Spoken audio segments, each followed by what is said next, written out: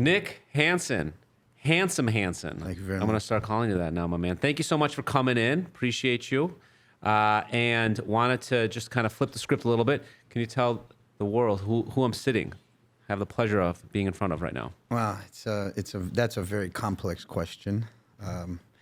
I kind of get involved and dive into many different realms, but the majority of my business is in the real estate industry. Yeah. I kind of, through the last 23 years of being in real estate, I've dabbled in just about every single aspect that real estate industry has to offer. So I buy, I sell, I manage. I'm also a mortgage loan originator, real estate broker. I didn't know that. Yeah, mortgage loan originator in 48 states at one point. Do you still have your license? Licensed. Well, now my license is only active in one state. Okay. The majority of my business and my focus right now is on investment. Yeah. So a lot of people, they enjoy doing third-party real estate, and I don't have any issues with that. But the majority of the real estate that I do is my own. Yeah. And essentially what I look for is return on investment. Makes sense. So it's been a journey.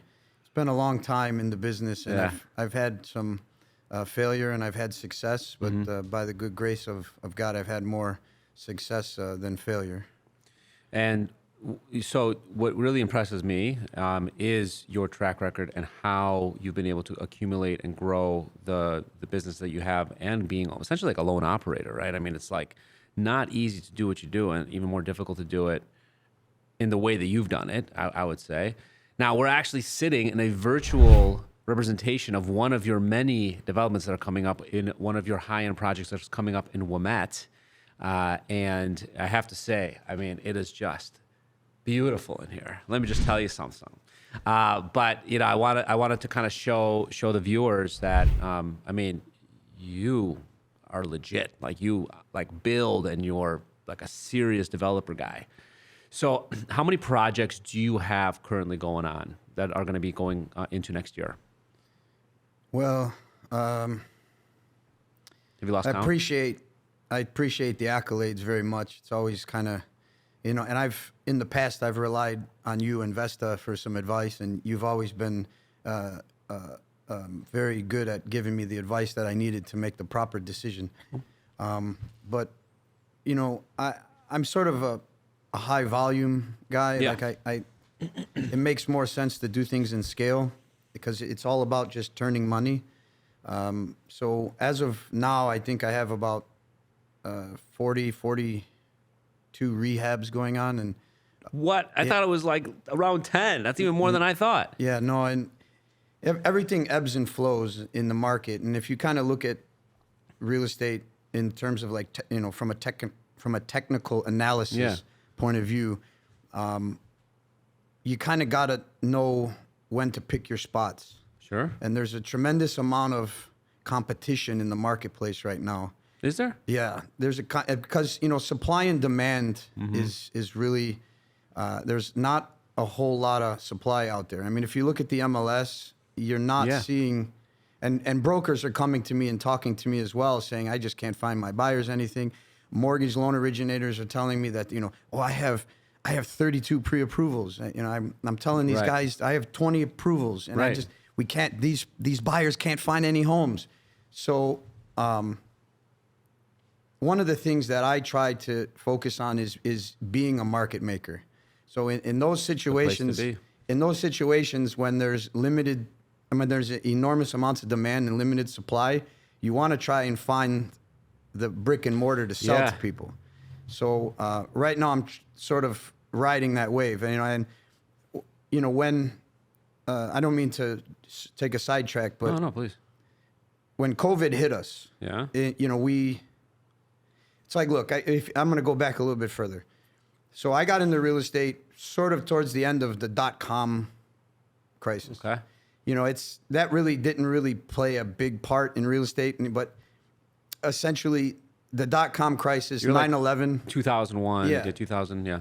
When 9/11 hit is when I got into the game, And then we had the subprime mortgage meltdown in '08 to '10. And then, everything kind of goes 7 to 12 years. It sort of like just corrects itself. So it was almost as if when COVID hit us, it was around the time of that correction, if you're looking at it from from a technical analysis point of view. So I had a lot of product. I had a lot of property. Yeah. So I had a lot of supply. So I sold the supply to accommodate for the demand. Because there was like that massive, everyone thought the whole world's going to fall down, and then there was this massive demand that happened, and you had the supply for it. Yeah, and I kind of saw it coming because interest rates went from let's say 8, 7, a 30-year interest rate went to I think like 2.75. Wild, yeah. The 10-year interest rate went to like 1.75. 15-year was like 1.99. Money was dirt cheap. Yeah. We were very spoiled. Oh yeah. And now the interest rates are back up around 8% now, 8%.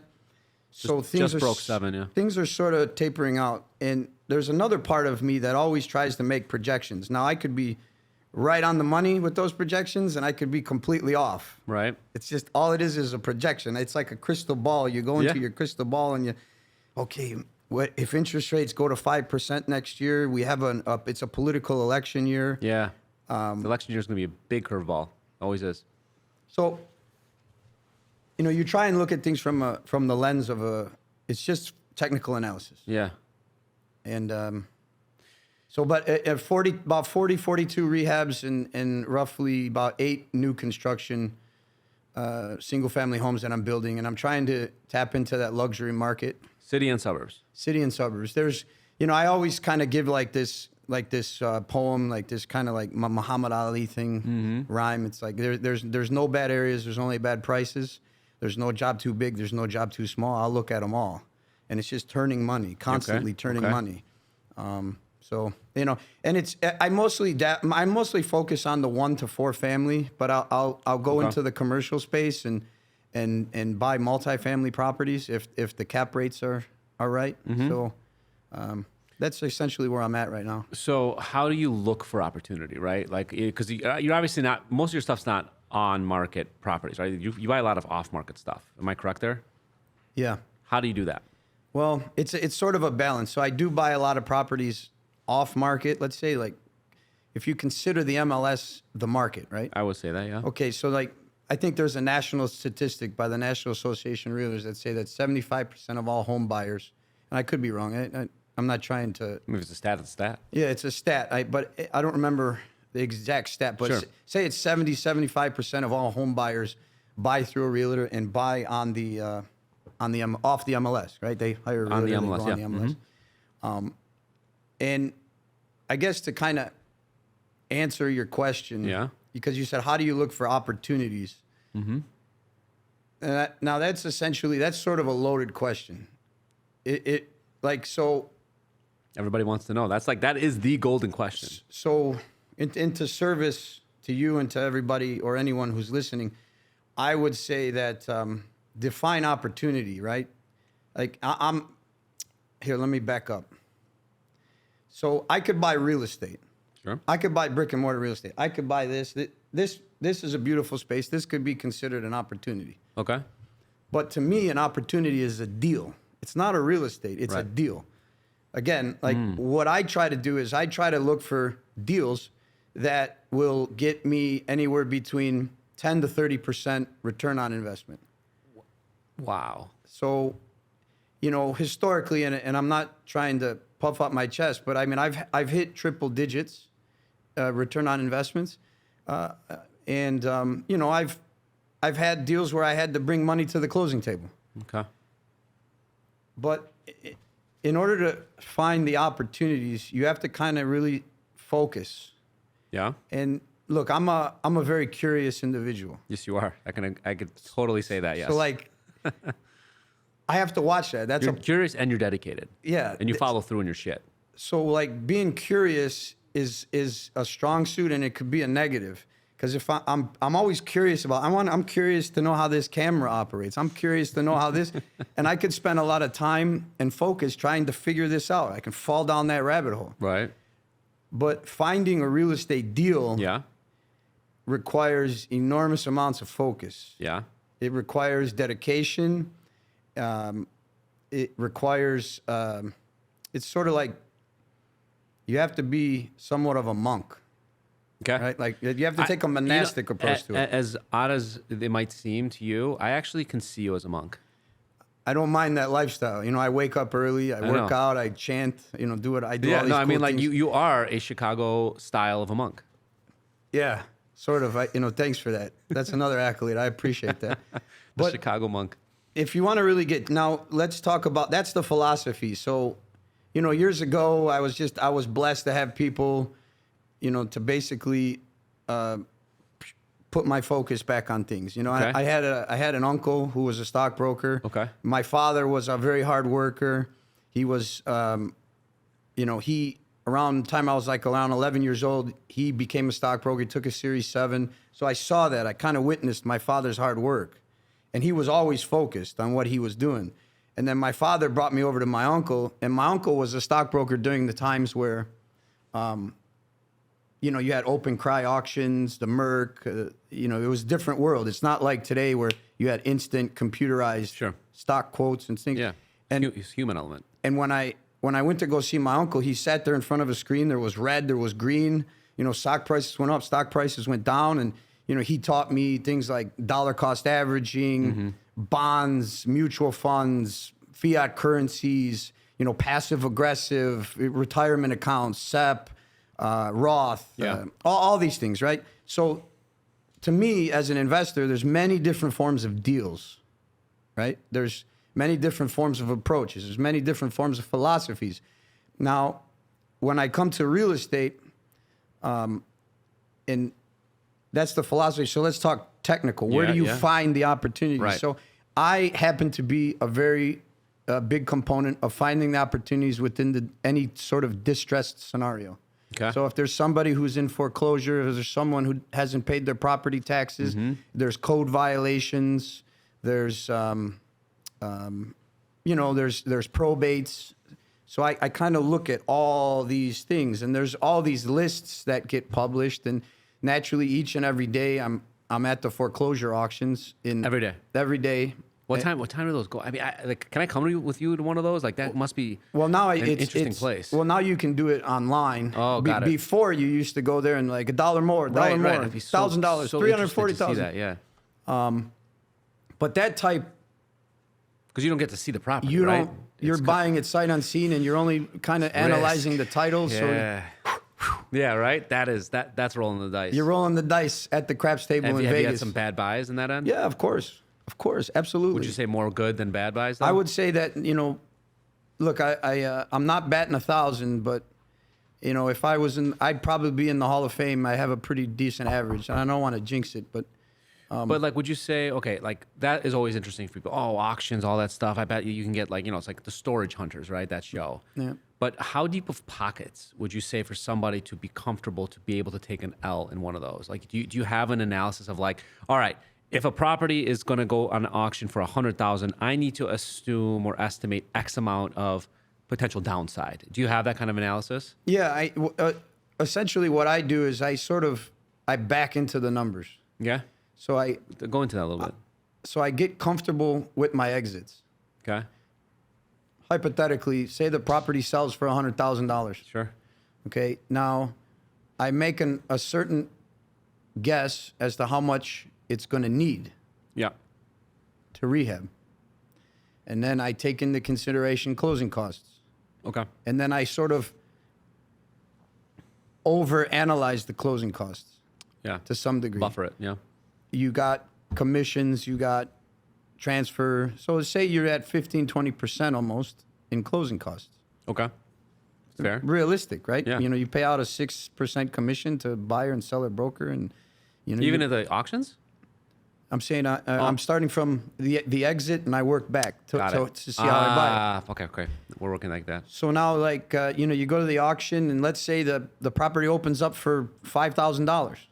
Then you do your analysis based on those parameters. What you sell it for, closing costs, what you think you rehab it for, and then what you want to buy for, and then you have your hard stop. Is there a timeline where you're like, I don't want to hold properties for longer than X? I always try to get in and out of my properties within 6 to 8 months. That's a good time. I mean, that's a realistic timeline. Yeah. Do you? And, Yeah. You know, you have to be realistic because there's permitting, there's planning, there's zoning. Yeah. You know, depending on what you're doing, there's a whole slew of things that need to be taken into consideration. So you try to make that your projection based on what you think is right. Man, it's a lot. And so, like, you have 40 plus properties going on at once right now. How do you keep your head on straight? It requires a lot of focus, and there's good people that I have around me, and you know, it all comes down to having the right contractor. True. But you have to have contractors for that amount of properties, right? Yeah, historically in the past, I've done it always. I've tried to build my own infrastructure with my own contractors, hold my own employees. Yeah. You know, painters, electricians, plumbers, HVAC technicians. Like all your own people. Yeah, all my own people. But Yeah. I'm a big fan of outsourcing it. But you can have it both ways. And it's when you have a scattered site housing business, you need to learn how to allocate resources accordingly. Well, I mean, like, where's your time best spent? It's probably it's finding value, right? So finding the opportunities, and then is a crack in the whip, right? So making sure that every like everything, the whole operation is going well. Yeah, you have to be a little tenacious. Yeah. And sometimes people don't like that. But I mean, change is always hard, right? Like people don't like change, and to create change, there's pain, and somebody has to be the one that pushes that. And I feel like you're good at that. Well, I try to keep an even balance, and now that I have a little bit more gray hair and I'm a little older and I've been around, I try to be a little bit more understanding, but essentially, Still high stress. Sometimes you just gotta be a samurai. No, without a doubt. What are your motivations, would you say? What drives you? What drives me? I really never been, what drives me is like, look, I played a lot of sports when I was a kid. Okay, what'd you play? Name it, I played it. Soccer. I played soccer. I could tell you. I played baseball. I was very into baseball. I played ice hockey. Okay. Cross country. I mean, you name it. I played Okay. it. Basketball. Look at that. Yeah, Right. Basketball. I threw a Do you play discus. pickleball now? Pickleball? Yeah. No, but these things are fun. It looks I want to fun. get into it, and no one's. It's like a club. You can't get into it. People don't let Actually, you my in. friend Nick's doing a function. It's a charity function for Breathe Like a Boss Okay. Foundation, and he's having a pickleball tournament. Well, that's fun. Yeah, so I'm going to be going to that in January. Because you're It'll be big my into first charities. I time. mean, that's how me and you met. Through the Real Estate Rumble. Yeah, I'm a big. I like giving back and trying to help people. Look, I'm a big fan of America. I don't like betting against America. I don't like hedging my bets against America. I want everyone to succeed. Sure. It's like, hey, look, it's sort of like what type of law do you follow? You can follow the laws of the land, and Should follow the laws of the land. you need to follow the laws of the land, but the laws of the land can be, you can outrun its judgment. But then there's the laws of the universe. And Okay.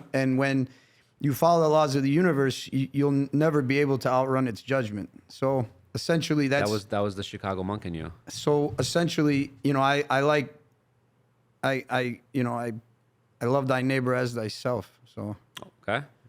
And let's say somebody starting out, right? Everybody wants to be an investor. Everybody loves to say that they're an investor, but like literally until you go through the ring of hell, you really, at the end of the day, once you get losses and wins and all that stuff, and you really put your money and you really put that risk on the table and see it through, I feel like anything else, like you're not going to know what's up.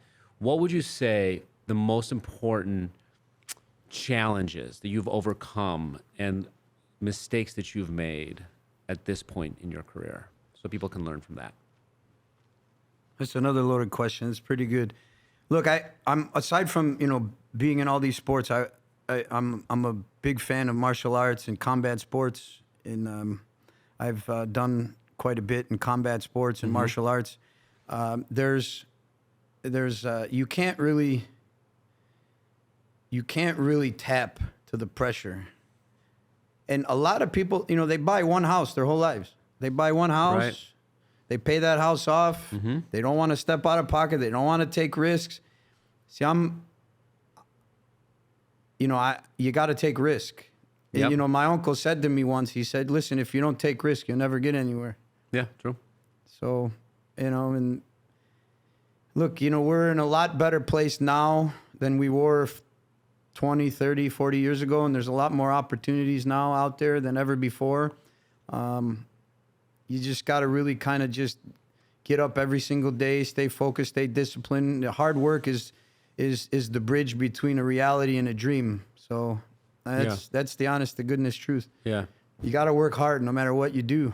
And, you know, and if you strike out, you had an at bat, you struck out. Yeah.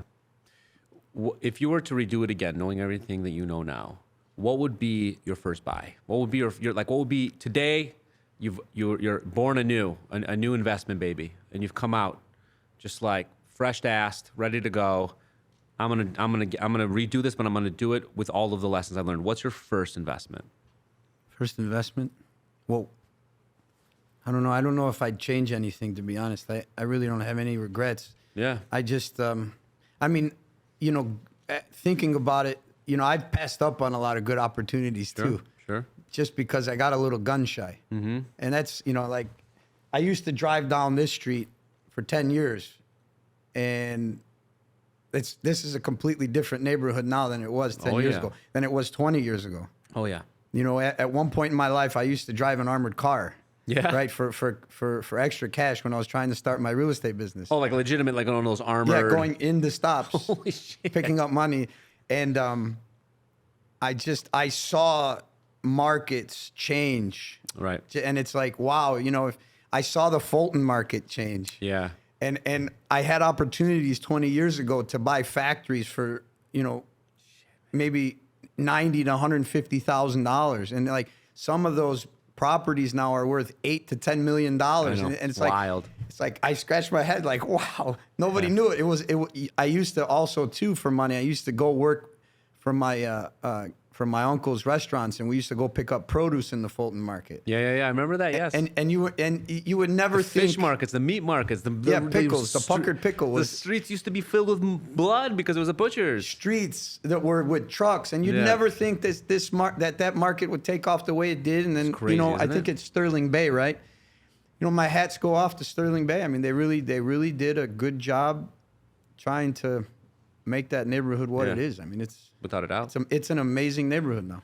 But would you say the best first, like, to get into it, would you buy a condo? Would you buy a single family? Would you buy a multi-unit? Would you buy, like, what would be, do you think, the best high return for minimal risk? Does that even exist anymore?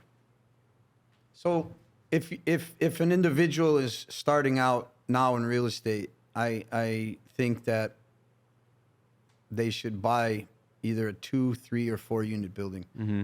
And then keep it as a rental or flip it? I would keep that for the rest of your life. A brick 2 to 4 unit building in the city of Chicago, in my opinion, somewhere 1 mile from the blue line, is the best commodity that you ever buy. And look, I've been outside of Chicago. You know, I was an REO asset manager for 2 major financial institutions, and I saw other markets. The best market to be in is the Chicago marketplace. Why do you say that? I just think that it's the 3rd largest market, and you know, we're relatively affordable. Oh yeah. Our housing prices. I mean, let's take this for example. You go to California. Mm-hmm. You know, you're buying a 1,000 square foot house for, if you're lucky, $850,000, maybe $1 million. Right. That's a lot of capital to tie up. Yeah. Here, I mean, you might tie up $150,000, $200,000 on a deal. Yeah. And you know, your barrier to entry is very low, and the risk is not all that high. And if you lose, okay, you lose on the deal. Let's say, knock on wood, but how can you lose? Yeah, because rents are going up, and there's always renters here, especially if you're close to the blue line. But like the best passive investment that somebody could buy if they want to get into real estate is find a brick multifamily property, live in it, take advantage of some low financing component, 3% down, FHA. And our friend Ryan, he's got that program, you know, 4321 hack. I just think that's a very good strategy.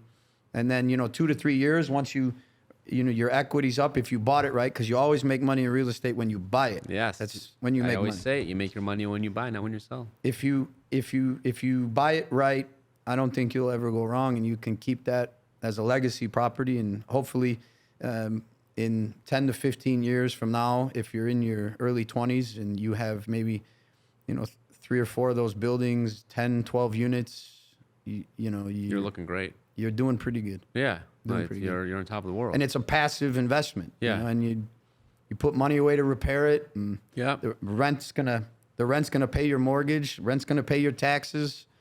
It's a great passive investment. Can you talk real quick about wholesaling? Everybody loves wholesaling. Everybody loves calling themselves a wholesaler. Yeah, right. Everybody loves talking. Nobody truly understands it. So can you give a quick snapshot on wholesaling and how to do it right? Loaded question. Look, like everybody comes up to me, hey, do you wholesale properties? I'm a wholesaler. And I'm like, wow. I've been hearing this my whole entire career. Right. It's like, sure. I'm like, wow, it's so wonderful. I'm so happy for you. That's great. That's good great. for you. What do you have right now? They're like, well, we don't really have anything. I want to flip it to you for more than I buy it for. Oh, okay. I guess I do some wholesaling because I buy wholesale and I sell retail. Okay. All right. Maybe I get, if I buy low, I can sell high. But what is wholesaling? Can you just break it down? I think it's essentially buying low, selling high. Yeah. Or here, how about this? Like you have a property that you listed. I come in and I put a contract on it and I say, or nominee, right? I put in the contract, my name or nominee. Okay. And then I flip it to somebody for $5,000, $10,000 more. So basically, but would you say most of these are like you find an off-market option of like, listen, I will buy this property for you for $200, even though it's worth $230, but I'll buy it with no commissions. Okay, great, awesome. Then, but that place would flip for $250, and then while you're in the contract process, you have it in your contract that you can market it, and then you flip it to another buyer at $250. Would you say that's essentially the idea of wholesaling? Yeah, that's it. Okay. You buy at a wholesale price. You Am I sell a retail. wholesaler now? You're a wholesaler. I'm a wholesaler. I have some properties for you. Now, if you could just replicate that 1,000 times. Yeah. Okay. I'd love to do that. So that's what's very here. Another thing that people if they're looking to get into real estate, they can't be one dimensional. Okay. What do you mean by that? There's many different dimensions out here. Sure. Earth it's a big planet. The realtorverse. The realtorverse. Uh-huh. So Earth is, you can't be one dimensional. There's many different things that you can do. There's many different things you can do within real estate. Like I just rattled off a whole bunch we just talked about a whole bunch of stuff. Yeah. So if you can do that, that's more power to you. Yeah, man. Last thing, what is your like best piece of advice if somebody again wants to get into the development place, gonna get to that level where you're at now, where like you have 40 plus things going on at once? What would you say is like that they need to be focused on year 1, year 3, year 5? Like what does that like plan look like for them? Man, I'm talking about top level stuff. Well, I think it's as simple as, you got to have 90% guts. Okay. 10% brains. Okay. Really? I guess that makes sense. I mean, you don't need to go to school for this. Yeah. You don't even need to be a realtor. But are you a great numbers guy? I feel like you're really good at math. Actually, no, I'm not. Do you have really good spreadsheets? I've over the years, I've learned to do a lot of good spreadsheets. Yeah. Now I know the formulas. I know how to maneuver the. Is there a place that people can go to reference those formulas, or is it like all found on your own? I just think everything you can do now, you can find online, the World Wide Web. The www dot. Yeah, I just think you can do it. You can find it online, and would you be up? You can't be afraid to take a risk. Would you ever be up for sharing formulas? If, like, let's say somebody says, "Hey, that was an awesome interview. Can I maybe get a formula or two?" Would you ever be up for sharing with peeps? Like a here's a spreadsheet formula. Here's a spreadsheet that I've used for this type of property. Yeah, I don't have a problem. I'm pretty much an open book. Okay, hey, reach out to me. This is an open book. The Chicago Monk. I try not to be found. Handsome Hansen. Oh, I appreciate that. Thank you. But, Try not to be found. They can find him. You can find you through me. Many different ways. People always ask me like, "Hey, where do we find you?" I'm like, "Well, you really can't." and if you can't find me, chances are I probably don't want to talk to you. Oh, okay, all right. I'm not trying to be I mean, arrogant or conceited, but I like you. You're a nice person. You showed up. I appreciate it. No, Thank you. thanks for having me. This was this actually awesome, was very man. nice, and we're gearing up for the 2024 Real Estate Rumble. Yeah, let's do it. No, And, it's going to be good. We're going to be. I think we're going to do Detroit next year as well. I think our status is going to be global soon. Global, worldwide. Yeah. Just like Vesta. Hey, it's never dare to dream. Dream big. My man, we'll have a happy New Year, and let's crush 2024, man. Thank you very much for having me, Greg. Thanks for coming in, my man. Give me a little bit of one of those guys. All right. Cool.